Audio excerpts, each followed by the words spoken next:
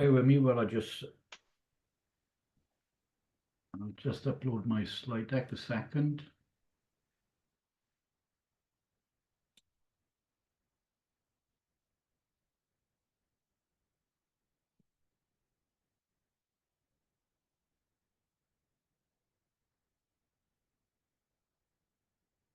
Can you confirm it's showing, please, Keith?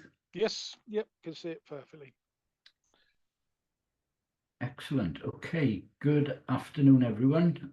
As Keith has said, my name's Patrick Rees, and I'm a water safety officer, a volunteer at Buryport Lifeboat Station. And for those of you who don't know where Buryport is, it's on the coast in Carmarthenshire, just off the Gower Peninsula in South Wales. So my background has been in the ambulance service for the last 34 years, the last 30 years in managerial roles, and I've basically been involved in risk management all of that time. Initially just in the Health and Safety at Work Act kind of context, then in a civil contingencies context, dealing with disaster planning, and more latterly in program management. I'm currently seconded to a Home Office program, and I deal with risk management issues there. But today is all about water safety. So what I'm going to do, with your permission, in the next 40 odd minutes or so, I'm going to give a very, very brief overview of the Royal National Lifeboat Institution, who we are, what we do, etc. Then I'm going to illuminate the problem and talk about the risk in numbers, both on a global context, a UK context, and in a Wales context, because that's where I volunteer. And then we talk about the challenge then of promoting safe behaviour on near the water. And hopefully you will gain something from it. And like Keith said, if you'd like to pop any questions into the chat bar, hopefully we'll pick them up and address them right at the end. So with that in mind, off we go. So the RNLI, a brief overview for you. Our mission is very simple. We are the charity that saves lives at sea. And in March this year, we celebrated our 200th anniversary. So it was formed in 1824 due to the loss of life around the coast of the UK, and a gentleman by the name of Sir William Hillary, who resided in the Isle of Man. He had persuaded government to establish the Royal National Lifeboat Institution. So we are entirely funded by public contributions. We do not get government grants. It is what you will see when you visit the coastline. You'll see the collection boxes in pubs and restaurants. That's how we are funded. And that funding provides 448 lifeboats dotted around the UK at 238 lifeboat stations. And we have somewhere in the region of 5,500 volunteer lifeboat crew who are prepared to drop everything and go off and rescue strangers in peril at sea. And we launch lifeboats on average 9,000 times a year. So, you know, that's one every hour basically. And we assist probably 16,000 individuals who find themselves in some kind of trouble. But it's not just about the lifeboats. We also have, since 2001, been providing lifeguards on selected beaches. So in the area that I work within, which is Wales, the West and the Isle of Man, so that's the whole of Wales, Merseyside, Lancashire, Cumbria and the Isle of Man, we have somewhere in the region of 48 lifeguarded beaches. And in 2023, they undertook somewhere in the region of close on 3 million preventative actions and attended 14,000 incidents and helped 19,000 people and saved 86 lives. They're all trained for the role, so we don't just pluck anybody off the street, give them a uniform and send them to the beach. They're all trained in their role, and it's not just about the skill set that they need to enter the water. It's also about hazard awareness, spotting the dangers, and a means to engage with the public and help and advise them. So there's quite a significant prevention element to their role as well. So aside from the good people who put to sea in lifeboats and our lifeguards, we have the fundraisers who help raise the money.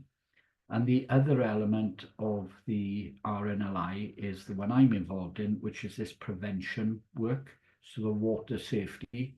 So every lifeboat station will have an equivalent of me, who will be the water safety officer. And working to the water safety officer will be water safety advisors, again, volunteers, and they'll do a range of things, which I'll touch upon later in this presentation. So that's the quick overview of the RNLI. So in order to do the prevention element that I talked about, we need to understand what the problem is. So we need to define what that risk is, what are the numbers, and delve into that to build that picture so that we can ensure we are resourcing and tackling the right topics in the right areas. But before I get into that, there was a very interesting piece of literature that I kind of read as preparation for this presentation. And it was a review of legal responsibility for the beach, and it was done for the Maritime and Coast Guard Agency, and you can see the link on the screen there. And there is no legal definition for the beach. But for the purposes of that document that I just referred to, they've defined the shore, the foreshore, and the sea. And the shore is basically from the high water mark, or where the sea is at its highest, the high water mark to the promenade, the cliffs, the car park, whatever it may be that abuts the shore. That is defined as the shore, and it's always dry. The foreshore is from the high water mark to the low water mark, and that is sometimes wet and it's sometimes dry. And from the low water mark, seaward looking, that is the sea, and I know it sounds obvious, but it's always wet. But the sea is not regarded as UK territory. So why do I mention this? Well, when we talk about recreational activities at sea, there is no duty of care. If you're on a maritime vessel, there are other provisions that actually apply. But if you're doing sea-based recreational activities, there is no duty of care.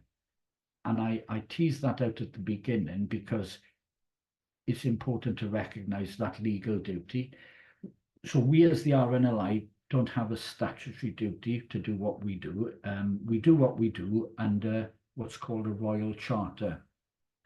So I think that's an important backdrop for the rest of this conversation. So I'll emphasize it again, sea-based recreational activities, there's no duty of care owed, and that is further compounded because there is no legal definition of what the beach is. So it's very difficult in a legal sense to define what you're talking about. However, if you're on a vessel, there'll be other provisions, other regulations, other laws that will apply. So today is about sea-based recreational activities.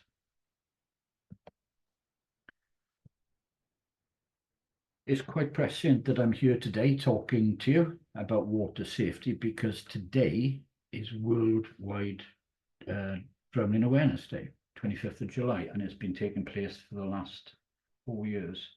And I'll touch upon that a little bit further on in this presentation. But drowning is the third leading cause of unintentional injury death worldwide, accounted for about 7% of all injury-related deaths. That's amazing. So 236,000 people drown a year worldwide. That's an absolutely astronomical figure. And as I said, World Drowning Prevention Day is today. So those deaths over the past decade is account for 2.5 million. And 90% of those deaths happen in low and middle income countries. Luckily, in the UK, we do compare favourably against other countries in the world when it comes to drowning, but that's little comfort. And we'll talk about the numbers now as we progress through this presentation. You may have heard prevention better than cure as a saying over the years. It's something that we come across from time to time in life, and the RNLI is not just there to save lives at sea, which is our mission, but we're very heavily engaged in the prevention. Because you could argue if we just sat back and launched lifeboats and our lifeguards, did their thing on the coastline, that it would be very reactive. So we're not doing anything to stop the incident happening. We're just reacting when it does happen. So the economy of effort that the RNLI puts into the preventative side of things, I hope that will shine throughout this presentation, because my role is to make the lifeboat side of things not redundant, but have them launch in less times because less people are in need. We know that's a very difficult ambition to achieve, but it's certainly a real moral imperative to try and educate people and help them enjoy visiting the coastline. So in the UK, about 600 people drown a year. 200 of them involved in suicide, so they take their own lives in our waters. And the National Water Safety Forum was established some 10 years ago. And there's when you read the different drowning prevention strategies that are out there, one thing that really binds them together is that they all recognize that this isn't down to one organization to try and correct. It's across a wide variety of stakeholders. So collaboration is absolutely essential, and I think you'll see on a slide further on what that collaboration looks like. But if you think for a minute about those drowning figures that I mentioned, 600 people a year, when that compares to other injury causes of death, like cycling, like fire deaths, we are seeing more people die from drowning compared to 243, I think it is, domestic dwelling fire deaths in a year. So it's quite a significant issue, the number of people who are dying in our water. And I'm not talking just by the coast, and I'll give you some figures that split it between inland and coastal a little bit further on. When you think about accidental deaths through the likes of cycling or fires or road traffic collisions, let's pick on road traffic collisions. It's very well regulated. You have to pass your test to drive on the road, be it a motorbike or a car. You have to insure your vehicle. It has to be roadworthy. You have to drive a seatbelt. Sorry, fix or wear a seatbelt when you're driving. There's requirements for passengers and children. Cars are very well designed. They've got airbags, side impact protection, and all sorts of other weird and wonderful things that help protect the occupants. So it's a very, very well regulated activity. Likewise, the fire prevention work done by the Fire and Rescue Service, home safety messaging, have fitted smoke alarms, CO2 alarms, all of these kind of things, very, very well regulated. And, the numbers the patterns have demonstrated over years that, the deaths due to particularly domestic dwelling fires have reduced over a period of years. So I think it's important just to tease out that context when we're trying to speak about drowning and water safety. Now, this is a kind of heat map that the National Water Safety Forum has pulled together, and they use the Water Incidents Database, or WADE, and WADE is contributed to the RNLI, puts their data in their Maritime Coast Guard Agency and Fire and Rescue Services. And it picks out that half of the fatal incidents in the UK actually take place in just 4 of 13 specific regions in the UK. So the southeast, the southwest, Wales and Scotland. And as I mentioned earlier, the death rate in the UK does compare favourably in global terms, but that's not to say it's anything to really celebrate. There's a lot of work to do to drive down those numbers, because behind those 600 figures, 400 who accidentally drowned in the UK and the 200 that commit suicide, behind every one of those numbers is family, friends, colleagues who are going to be impacted by the loss of a loved one. So it's certainly not a crumb of comfort that our death rate in the UK compares favourably with other countries. Okay, so we've painted the picture of this global phenomenon, the 326,000 deaths a year, and we know that 90% are from impoverished backgrounds and countries. This now looks at the split on the right-hand side of the screen. You can see that 62% of drownings in the UK actually occur inland, and 38% occur on the coastal area.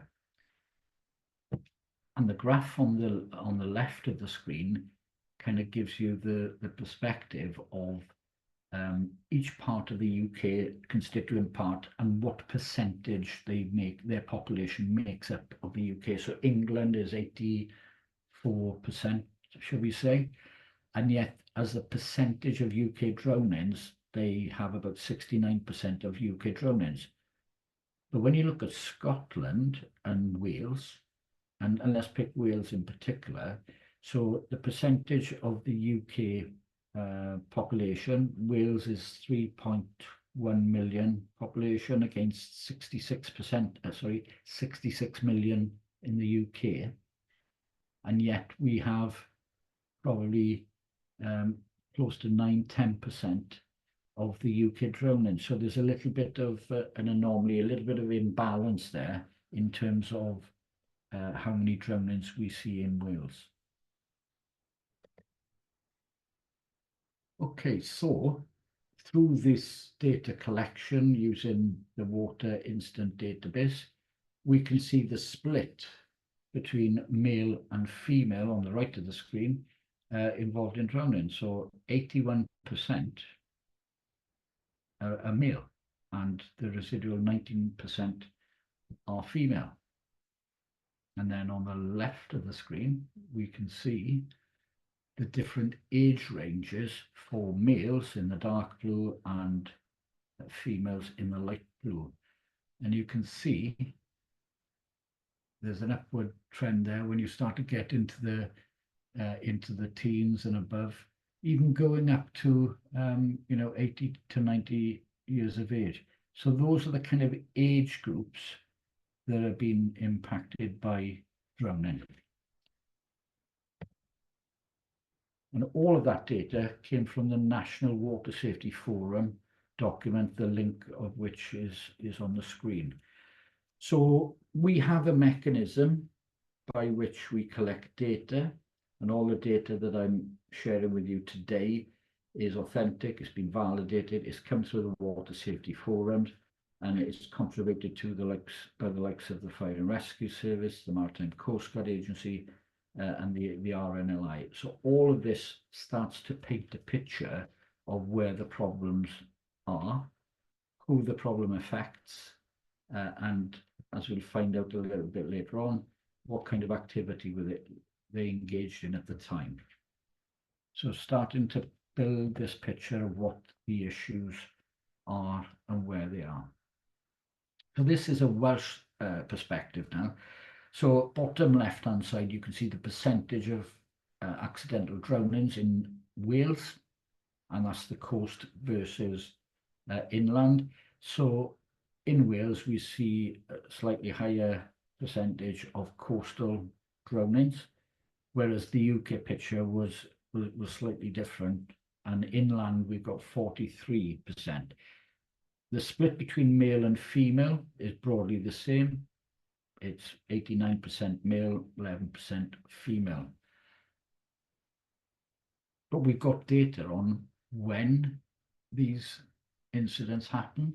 So the percentage of accidental drownings which happened on the weekend. So you can see in Wales, 48% occur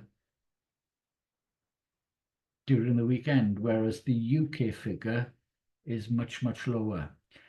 So there's also an indication that the proportion of people who die in the summer months of July and August is also higher in Wales. So this information really does help people like myself and other colleagues in the RNLI when we're looking at what kind of interventions do we need to apply to improve water safety and reduce drowning. So this is a comparison, and I've already talked about the some of the mitigation and safety measures associated with driving a car, for example. So this is a comparison on the left-hand side of accidental causes of death in Wales in 2018, and we can see the drowning was the largest one, followed by motorcycling, and then you've got your cyclists.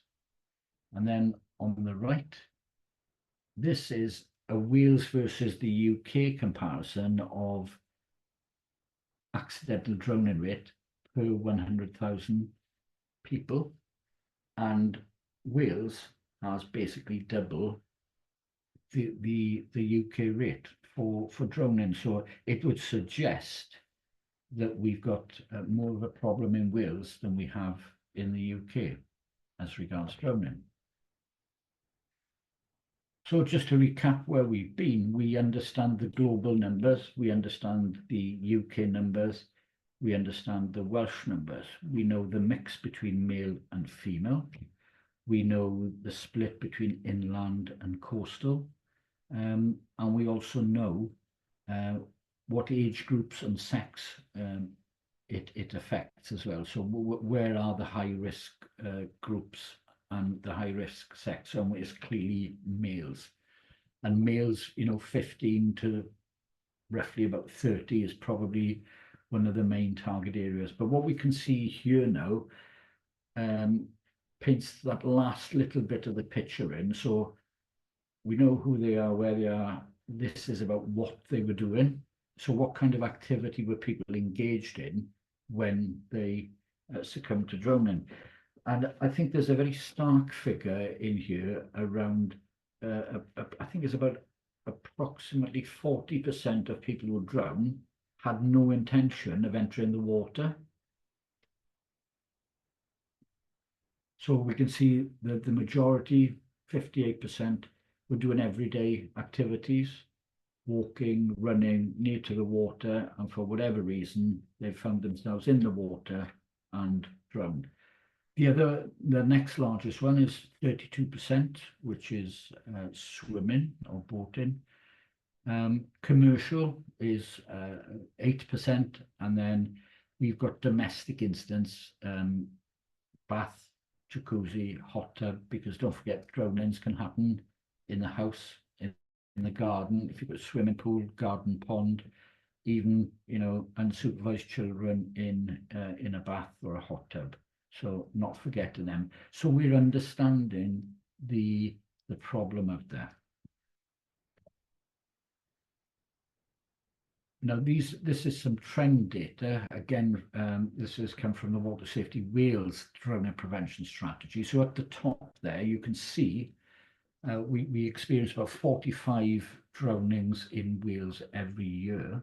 And this data looks at 2016 to 2018. So the top line, you can see a downward trend in the total drowning deaths in Wales, which is good. That's what we want to see, and we want to continue through our activities to drive those numbers down. The next one is we've seen that downward trend again with accidental drowning. But if I can draw your attention to 2016 to 2018, you can see that worrying upward trend of water-related suicides, and they've literally doubled in 2 years. So that is something that we are tracking very closely, and that will be fed into our plans, our water safety plans. And then you've got the downward trend of unconfirmed causes. One thing I should add in at this point is that the RNLI looks at data constantly, but we have a 3 to 5 year cycle of looking at data from a strategic perspective. So are there any trends that are not currently being picked up through our intervention, through our water safety education material and products, of which I'll speak a little bit later on.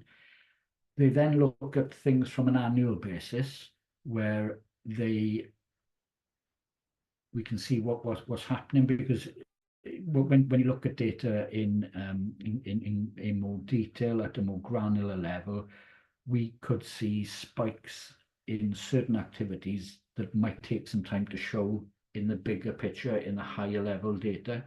So that allows us to dial down on some activities and dial up on others, and refocus our energy and our efforts to tackle things that are coming from left of field. And then we've got the 1 to 3 month kind of review, where we look at data as well, and pretty much the same reasons, so that we can adjust our posture and intervene and support where it's appropriate to do so. So we're looking at data all of the time. So I've given you an idea of the scale of the problem, really, the numbers around drowning in the UK versus the world, and I've drilled down and given you that Welsh perspective as well. So we know that males are more likely to drown than females. We know the split between inland and coastal. So when we, as the RNLI, dealing with water safety issues, whilst we are focused on the coastal kind of perspective, we're actually doing a lot more with inland drownings as well. So we're part of the water safety forums, both the UK one, the Wales one, there's similar ones in Scotland and Northern Ireland, and of course in England. So we are working in partnership. So we're magnifying and amplifying the water safety messages, and there's a consistency across partnership organisations as well. And for those of you who engage in social media, you'll see a lot of stuff on there today. Some of it will be from the RNLI about water drowning, Water Safety Day, or Worldwide Drowning Day. You'll see some from the Coast Guard, you'll see some from Fire and Rescue Services, and they're all promoting the same messages. So let's kind of get into what are the solutions. We've defined the kind of problem. What are the solutions? What are we doing about it? Who are we doing it with? And what does that actually look like? Well, the drowning chain has been defined, and it looks at a series of conditions that individually or collectively can lead a person to fatally drown. So unrestricted access to the hazard. So if we talk about the coast, it's a hazard that is unrestricted. Anybody can go and enjoy the coast at any time. Let's compare that to swimming in your local swimming baths. There isn't an unrestricted access to the hazard there. You've got to pay your money. You've got to go in. There's a lifeguard there. There's life-saving equipment there. So it's a different context. And of course, you can see the bottom of the swimming pool. There's no hidden objects there. There's, varying depths that are well advertised. So the coast is unrestricted in terms of a hazard. Misjudgment, ignorance or disregard of danger. Well, we can do something about that, and we are doing something about that, because we can help people make better judgments through tackling their ignorance through education. Absence of adequate supervision, again, from a coastal context, we can actually do something there, because I mentioned in Wales, the West and the Isle of Man, there are 48 lifeguarded beaches. So going back to some of the data I showed you earlier, we know that the majority of drownings happen on the weekend and June and July.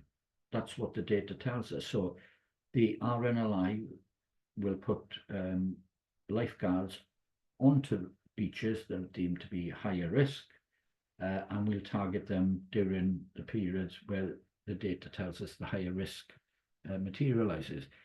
And don't forget, there are other organisations that provide lifeguard services as well across the UK. So that absence of adequate supervision prevails across the majority of the coastline, but where large numbers of people gather on, blue flag beaches and the like, we can put supervision in there. Lifeguards who can observe, watch, engage, interact with the public, share water safety messages, and encourage people to use the water safely.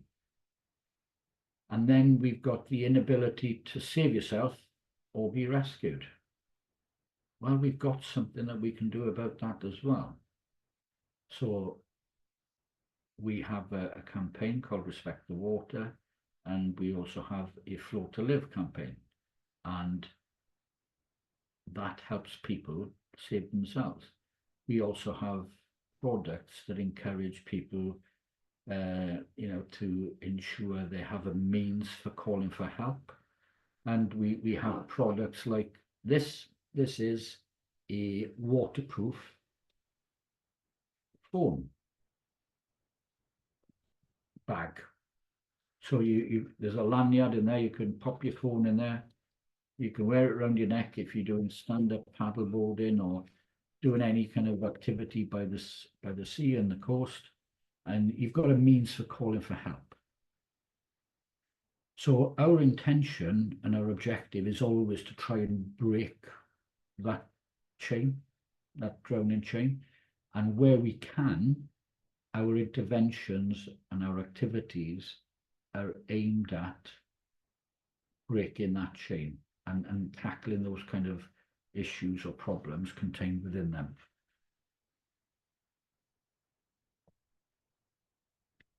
So I talked about collaboration earlier on and the need to work together, the need for consistency in terms of messaging, in terms of approach.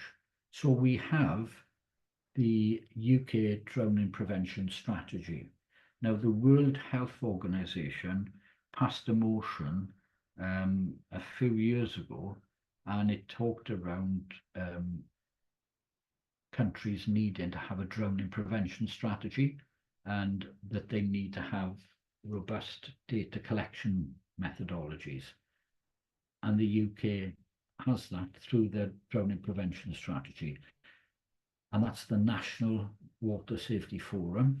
And in Wales, we have the Wales Drowning Prevention Strategy from the Wales Water Safety Forum. So you've got that UK and you've got that Welsh strategy to help tackle drowning and promote water safety. And then on the left, we have the RNLI Water Safety Plan for Wales, the West and the Isle of Man. And that sets out high-level principles that we will follow as an organisation. But if you go then to the right-hand side of the screen, that is the RNLI Water Safety Life-Saving Plan from Bury Port, which I wrote. And that looks at the national data that the RNLI provides us with, but we have our own data at a granular level. And as you can see on the map there, that you've got the Gower Peninsula, which around Swansea, and we are situated just across from the North Gower coast in Bury Port, and you can see the heat map of all the activity where our calls are, and that tells us where lifeboats are being called out to.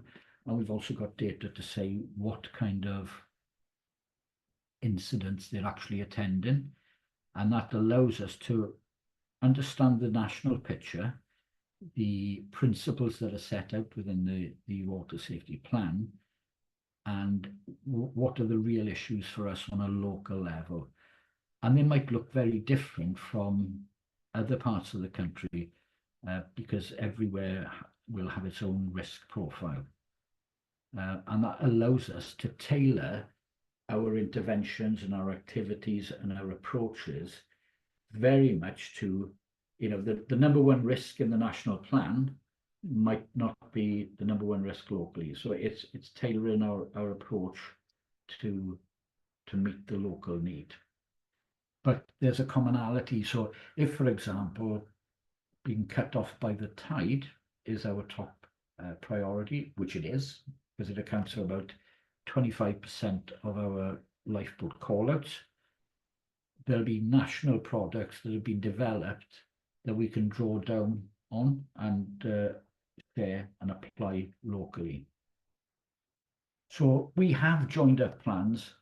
We have a commonality in terms of our mission to reduce drowning and promote water safety.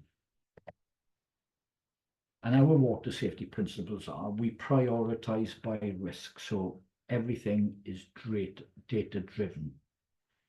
We work with others. So it's not the RNLI operating in a silo, in isolation.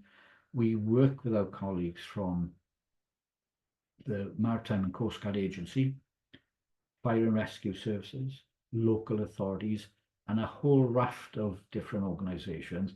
And we have that consistency of message. It's a lot easier if other organisations who may be new to this don't have to start from scratch. They can actually benefit from the good work that other organisations do.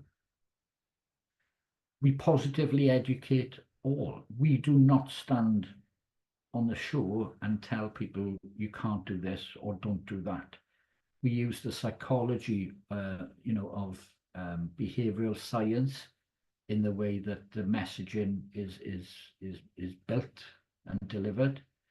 And our aim is to reach everyone, so it doesn't matter who you are, male or female, young or old, from whatever part of the UK, whatever your background is. We want to reach everyone and stop, and families unnecessarily suffering to losing somebody from drowning. So I talked about the whole, and I'm not going to list or read out the list that's in front of you, but you can see there you've got police, fire, you've got National Coast Watch Institution, you've got the Samaritans, Royal Society of Prevention of Accidents, Royal Life Saving Society, a whole host of partners that we work together on these water safety forums that are dotted across the UK. And my boss in the RNLI, he chairs the Wales Water Safety Forum. So a lot of engagement, a lot of collaboration. And if you went to visit any of the websites of these organisations, I'm sure you'd see something about World Drowning Day on it today, and some positive messaging on the back of it.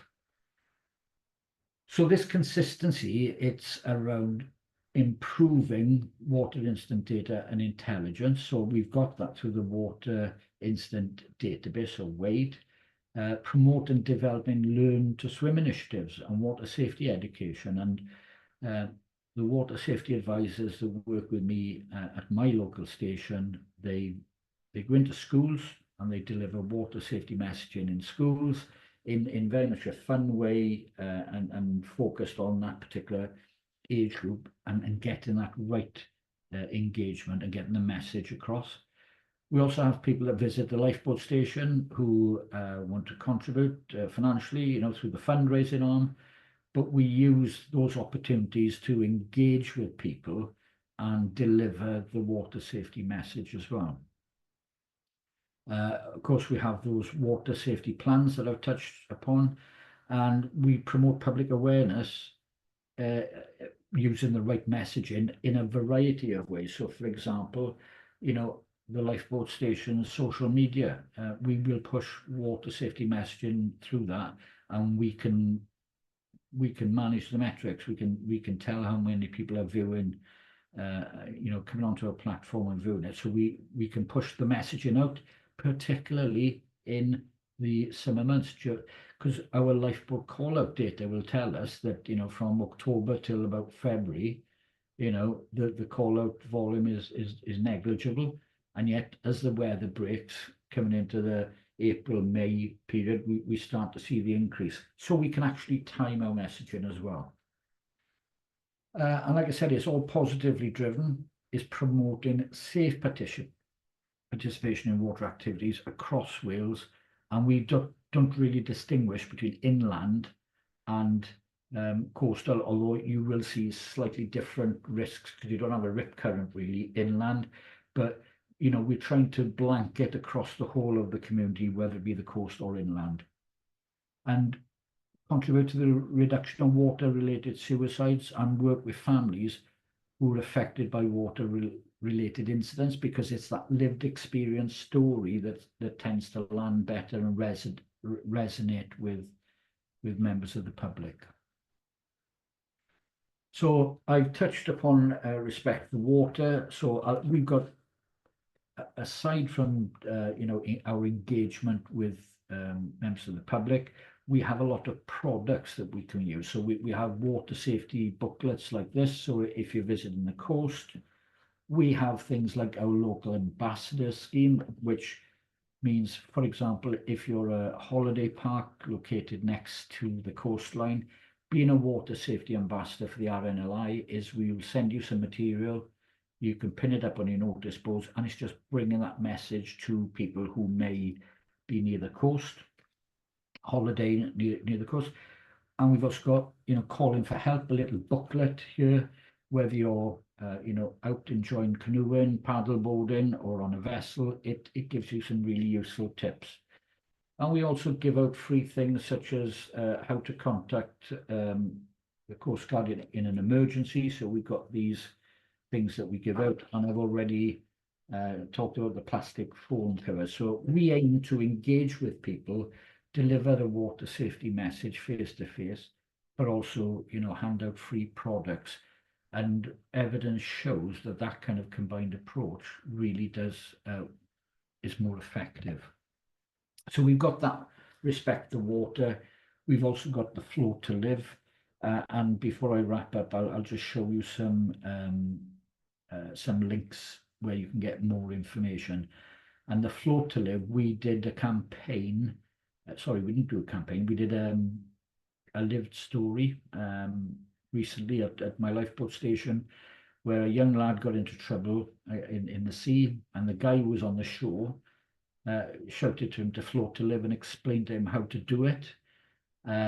And he survived. And the young lad on the shore, one of his relatives is actually on the lifeboat, and everybody's immensely proud of what he did, because he didn't put himself at risk, and he did actually save a life. So Float to Live is a massively successful campaign, and it's one that you may have come across. But if you want to look for any more details on any of the things that I mentioned, the Respect the Water campaign, you can just Google that and it'll come up, or Float to Live. So before I wrap up, I think I've gone on long enough.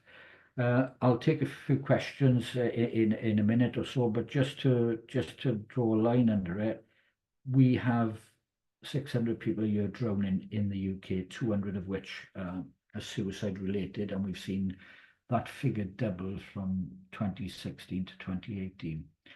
We know about the sex and age and the activity and the locations where people drown, and also at what time of the year. So we've got a very collaborative approach, working with other partners in line with these strategies that I've highlighted, right down to more granular plans as well, even specific ones for the lifeboat station I volunteer at.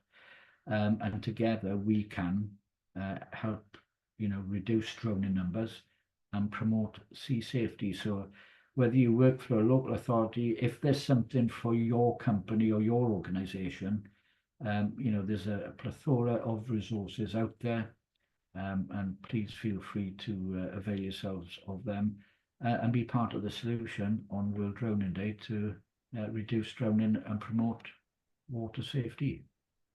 Thank you very much. I'll drop the slide pack now. Thank you, Patrick. That was really interesting.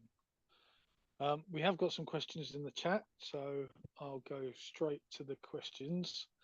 So David asks, have you noticed any trends with regards to the types of incident or the demographic of those who requiring rescue, and how do the trends then inform the campaigns and training programs? So I think it's looking more specifically at the rescue, the part side of it. Okay, so first and foremost, a good question to start off. And I'm afraid I'm going to give you a politician's answer. So I'll take you back to what I said earlier. We look at data in 3 to 5 year cycles. We look at it on an annual cycle, and we look at it on a 1 to 3 month basis. And as we can see trends changing, we can do things differently. I talked about dialing down on some and dialing up on others. I'll give you an example of one: stand-up paddleboarding.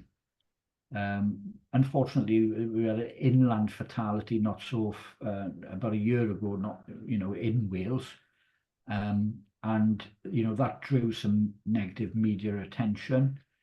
We are seeing a slight increase on a local level, but we're not seeing anything coming through on a national level. So we've got a process to do what David has suggested, and that is part of our regular review. But we can also do it on a local level. I'm afraid that's as close to answering the question I can get on that. So I hope it helped, David. Yeah, thank you, Patrick. Exactly. Right answer. Excellent. Liz King asks, she may be missing something, but how are we not in the UK territory at sea, but we have UK territorial waters? Oh, that's a brilliant question that I can swerve immediately. That is a paper that was put together, and basically they've reviewed Hansard, the record of discussions in Parliament, and basically it's just a big gap. It's just a big gap. But Well, I'll take the opportunity to remind colleagues that the territorial sea goes out to 12 nautical 12 miles. miles. Yep. Yeah. But beyond the low water mark looking seaward, it's technically not the UK. And the this is in relation to risk ownership. That's why I made the point is who's holding the baby on this? Who's holding the risk? And the RNLI doesn't have a risk. However, and I didn't say this earlier, but I could say it now because it won't confuse things. The RNLI having lifeguards on the shore, they owe a duty to them because there is legislation that's applicable. But in the sea, there isn't, unless for sea-based recreational activity. But if you're on a vessel, there is maritime law that kicks in and other regulations that kick in. So that's why that distinction was made. But I suppose an answer to the question is, excuse me, this has been highlighted at national level with a view to fill in a gap, that legal anomaly.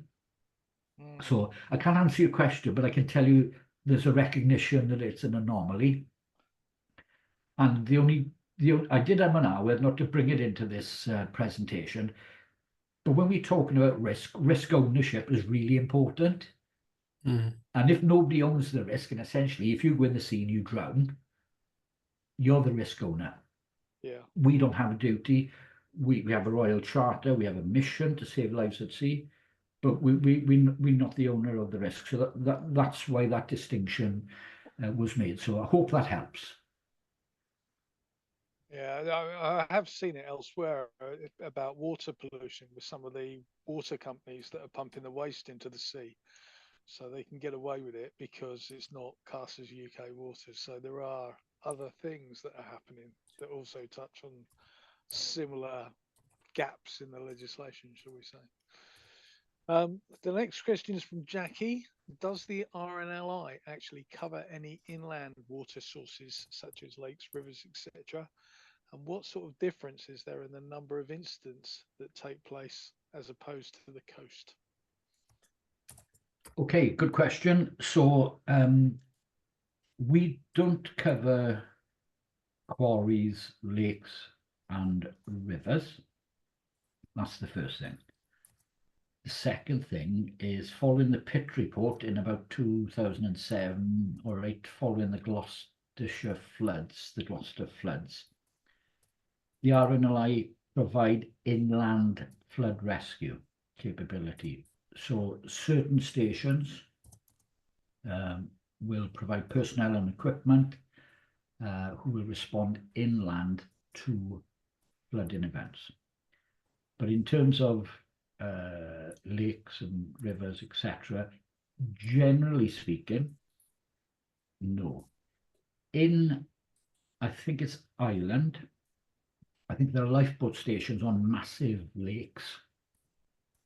So there are some exceptions.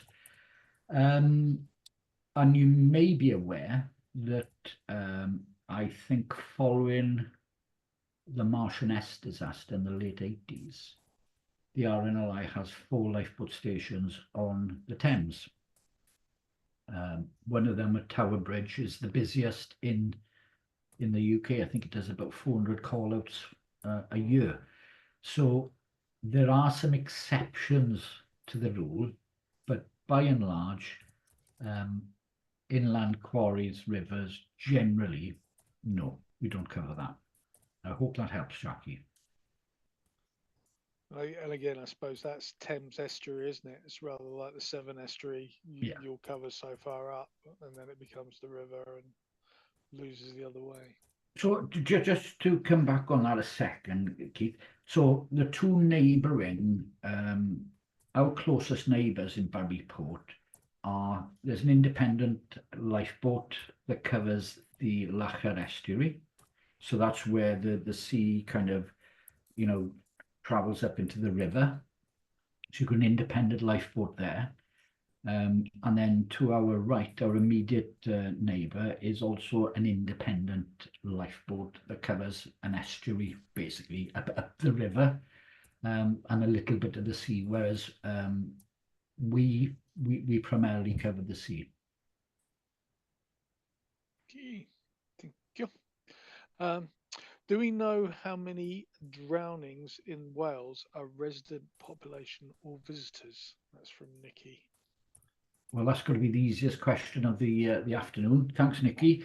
No, is the simple answer. I'd like to know that, because when I'm looking at my local data, so adjacent to the coast, within spitting distance of the lifeboat station, is a caravan park. And if the data told me that they were from England or Scotland or wherever, and they were staying in the caravan park, that would be easy to target our water safety interventions and water safety material. Because in work, in my day job, if you've got a particular risk and it's in a particular building, you can do all sorts. You can limit who goes in there, limit access, train people, give them PPE, all the wonderful things that we know we can do in risk management. And that makes life a lot easier to manage and mitigate risk. But in this context, we simply don't know. We have people who are local who get into trouble on the coast who should have known better. And we have people who come from far away. So that level of granularity in the data, we don't have. I'd like to have it, because it does help you target your interventions to the right audience, as opposed to relying on a scattergun approach. Yeah. David Manners has asked a similar question. Some of our deaths by drowning will be holiday makers who don't live in Wales, and we have a lot of coastline for the size of the country. Individual areas such as Cornwall in England may be similar, but then the figures are hidden within a much larger English population. So I think whilst I've answered in the negative to some of these questions, I think, and I've not been a politician here, is we're in a good place in that we have the water incident database. We have reliable data feeding into that. They've got the validation processes around checking that the data is good and it's the right kind of data. And I think you'll find some of the pictures I've portrayed from that data, it tells us something, and it allows us to target our approach based on that data. And that's immensely positive. It really, really is. Is there more that could be done? And within the context of GDPR and data protection and all that kind of stuff, well, I'd like to think so. And there may be good reason why we don't, but it's something I can certainly take back and have conversations, because the richer the data, the better our interventions and focus of effort could be. yeah, very true. Ian has asked, is there a reason why the Welsh Ambulance Service is not amongst the list of stakeholders? I knew one of our colleagues online today would ask that. I think I've got an answer, and I've been employed by the Welsh Ambulance Service for a very long time. We're a response organisation. We're not heavily engaged in the prevention, but it's certainly a conversation I'm going to have with colleagues, because we respond to water-related incidents. We have specialist capabilities that are trained and equipped to operate in water environments. That's our hazardous area response team, or HART. And I think there is a role to play, albeit not maybe as heavily involved as local authorities. So what do local authorities get, or what do they should put into the effort? Well, they're landowners for a start, so they may own, and there are bylaws that allow for local authorities to place public rescue equipment, or PRE, on the shore, and signage. So the likes of local authority are probably a bigger stakeholder interest than the ambulance service. Fire and rescue service, well, they're responding to thousands of water-related calls a year. Big stakeholder interest. But I think, yeah, there is a gap there, and I'll be taking that one away. Paul Pearson asks a totally different sort of question. Is there any research on life jacket buoyancy requirements for aerated waters, e.g. sewage treatment? You've seen engineering firms sending workers out with 100N life jackets to work on aerated water projects. Also, deaths reported from people falling into aeration tanks. That is a highly technical question that I'm afraid I have not the foggiest idea. Not my specialist subject, so I'm not going to attempt to answer that. So apologies for that. You got me hook, line and sinker on that one, Paul. Thank you. Jennifer asks, do you think that the inland provision may increase in the future? So do you think that the life ambulance service RNLI will grow in more inland areas? That's a very interesting question. I'm not sure about the RNLI. It's all about meeting a need. So since I refer to the Gloucester floods and the pit report after it, so there were what came as a result of the Gloucester floods was commonality of standards for, PPE and rescue assets for inland, and if you declared a flood rescue asset type A, it doesn't matter what organization you came from, it met certain criteria. So we've had some consistency and commonality coming out of that report. Fire and Rescue Service have it water rescue written into the Fire and Rescue Act now. So in terms of, is there a gap there that needs filling inland? I think there was, and I think Fire and Rescue Services have it now as a statutory duty. They've got PPE, they're trained, and you've got a number of different partners who operate on inland waterways. So it's not just a lifeboat. Lifeboats may or may not come into those areas. You've got Fire and Rescue Service, you've got independent lifeboats. So it's about, teasing out where the gaps are. And I don't see, from my perspective, that the mission or the location where we perform the mission will change. But who knows? We've got this data review process, and we'll have to see what what that reveals going forward. So that's a good mechanism to keep tracks on this. But colleagues, you'll see something that happens on the news, and you'll see maybe a knee-jerk reaction. So we've got to be alive to all of those kind of possibilities as well. But as it stands, no. And I think the capability that's come online in the last 10 years with fire and rescue services, but also ambulance, hazardous area response teams, there's more capability. But the likes of, I'll pick up on quarries because I've attended drownings at quarries, landowners, signage, denying access to them. You can't really deny access, but it is all those kind of things, working with local authorities and other partners on the prevention side of things, because if we get the prevention side of things right, hopefully it reduces the instances of these terrible incidents happening. Yeah. Totally. I mean, for me, I work on the railways, and suicide on the railways often runs around 200, 250 people a year, and it does have a big impact. which leads me on to my sort of question. How do you define the difference, and how do you set about cutting down on the number of suicides in water?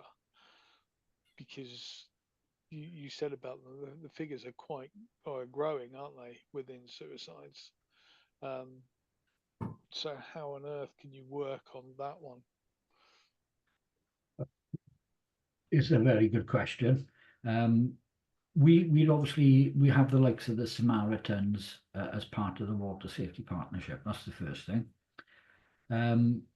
We always respond, to calls for help, and we have a location in my operational area where, we respond to people in distress, threatening to jump off a bridge. That's the difficulty with the suicide attempt, is people are temporarily in a different state of mind where logic and good sense leaves them, and they don't see another way out, and they are not able to talk to people. So I think the prevention work that the likes of Samaritans and other organisations, other charities do is key. But it's a difficult one to crack, because you don't turn around to a mate and say, oh, I'm not feeling really good, I really don't know how I'm going to get out of this, and then go off and do something bad. The fact is, it's very difficult for these individuals to talk. I think we've got to be open-minded, is the best answer I can give. We've got to be open-minded. We've got to learn through our partnership working and collaboration with other organisations who have experience in these matters, and we bring it back to our organisation and try and think through what can we do. But on the preventative side, I don't know is the answer. But I know that our crews, we educate our crews in how to interact with people who are were distressed. Yeah. But in terms of stopping at the prevention element, Keith, I'm not sure, but I'm keen to learn from others that we engage with through the water safety forums what we can do. Yeah, it's a very similar problem to us, really. Then, Yeah. isn't it? I think it's, you want society to care more. It's horrendous to think over 200 people a year lose their lives in Wales through taking their own life.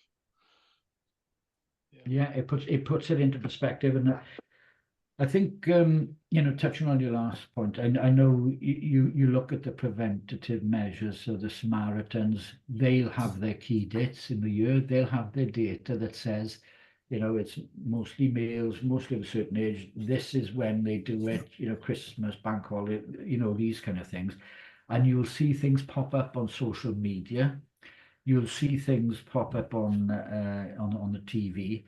And in their attempt to reach people at the time they know is an issue. So, I think the prevention side is kind of, I reluctantly say taken care of, but there is a prevention side of things there. We might not see it every day, but it'll be targeted, because blind messaging everyone all the time is not going to land where it needs to. It has to be more thought out, much like the process I've described. Yep, very true. Okay, well, that's the last of the questions in the chat. Unless Have it anybody else passed? got anything?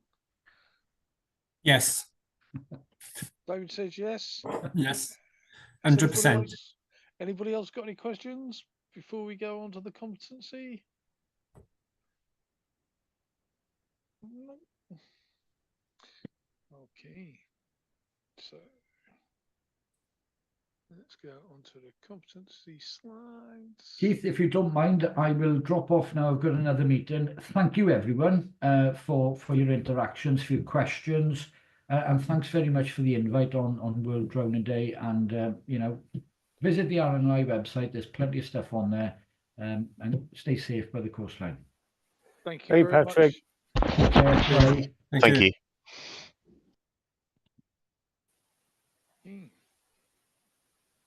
So, Andrew, over to you. Competency.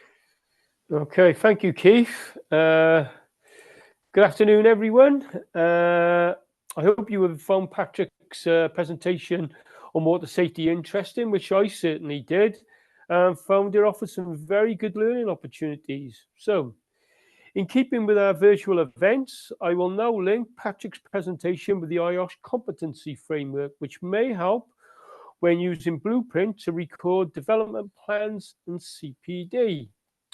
So, first of all, looking at technical competencies, risk control and mitigation, an understanding of what control measures should or can be applied to water safety. Health and safety law, understanding of employers' legal responsibilities to water safety.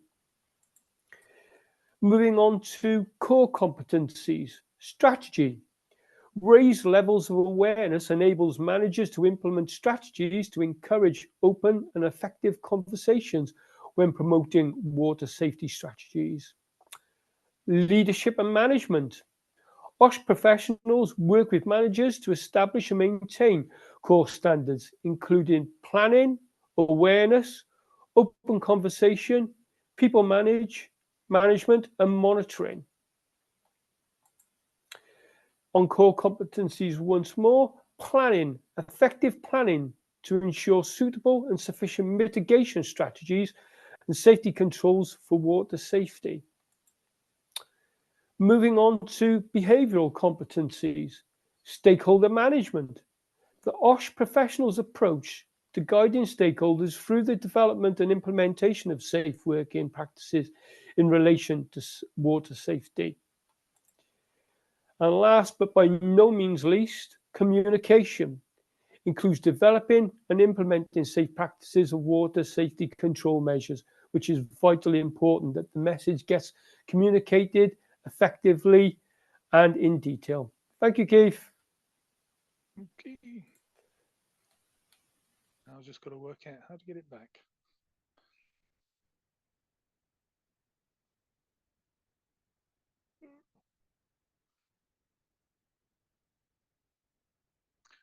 Okay. Thank you very much, Andrew. Has anybody got any questions?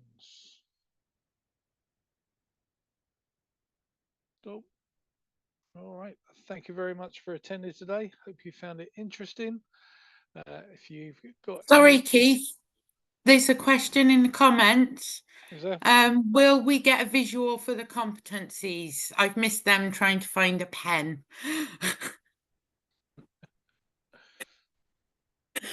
So we can provide that. I'm sure we can get it onto the thing and get it sent out to everybody, can't we, Paul? Yes, Keith, I'm happy to share those just with the, directly by email with people who are on the call. So they might find them useful to have to hand, so I can share them, yeah. Yep, we can do that. Okay. Anything else? No. Okay. Well, I look forward to seeing you all. Enjoy your summer holidays, and hopefully see you all at the next online or virtual meeting. As I said, 24th of September, all about Legionella's. So take care, stay safe, and enjoy your summers. Thank you.